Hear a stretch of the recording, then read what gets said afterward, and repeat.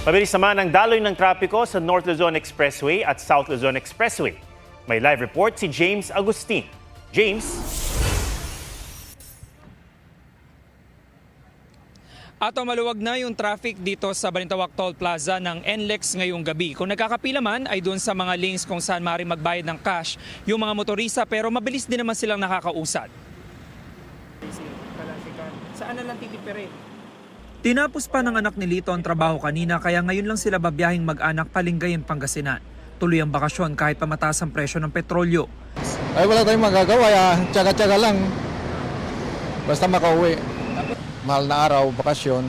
Kaya saka ipasyal ko din yung mga apo ko. Yun lang ang time kasi. Biyahing La Union naman si Andre kasama ang 4 na kaibigan. Bago pumasok sa North Luzon Expressway, nagpakarga siya ng dagdag na 1,000 pesos sa isang gasolinahan sa EDSA Balintawak. Ayun lang po kasi yung budget namin. Tapos masyado mataas yung yung unleaded ngayon . Holy Week di ba? Opo, Holy Week.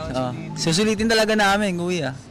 Mag-alas 9 ngayong gabi, mabilis ang usad ng mga sasakyan papasok ng NLEX. Ganyan din ang sitwasyon sa Balintawak Toll Plaza. Ayon sa pamunuan ng NLEX, bago mag-alas 5 ng hapon, maluwag na ang daloy sa magkabilang lane ng expressway. Sa mga nagdaang Holy Week, mga ganito hanggang 10 o'clock or even 11 o'clock, may volume pa po tayo. Pero sa ngayon, sa naranasan po natin, mukhang kung magkakaroon man po tayo mga kababayang babiyahe, ganito na lang po karami.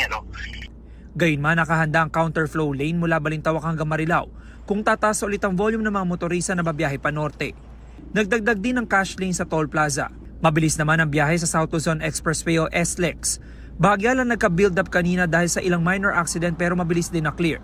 Bahagya rin bumagal ang trapiko sa dulo ng SLEX sa Santo Tomas, Batangas dahil sa ginagawang kalsada. Nagka-build up din sa Calamba exit pero lumuwag din kalaunan. Pansin ng operator ng SLEX, mas kakaunti ang dumaan ngayon kumpara sa mga nagdaang Semana Santa. Simula po kagabi, inobserbahan na namin, talagang light traffic po tayo at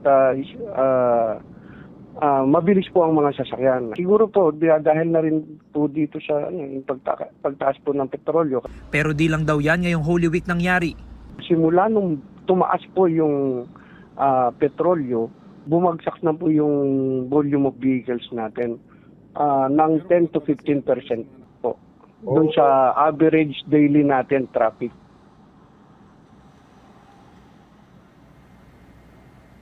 Samantala, balik po dito sa NLEX. Ito yung sitwasyon dito sa Balintawak Toll Plaza. Ngayong pasado alas 11 ng gabi, bahagya nagkakaroon po ng pila doon sa cash lanes, pero doon po sa RFID lanes ay maluwag naman yung sitwasyon ngayong gabi. Yan muna yung latest mula po dito sa NLEX Balintawak. Balik sa'yo, Ato. Maraming salamat, James Agustin.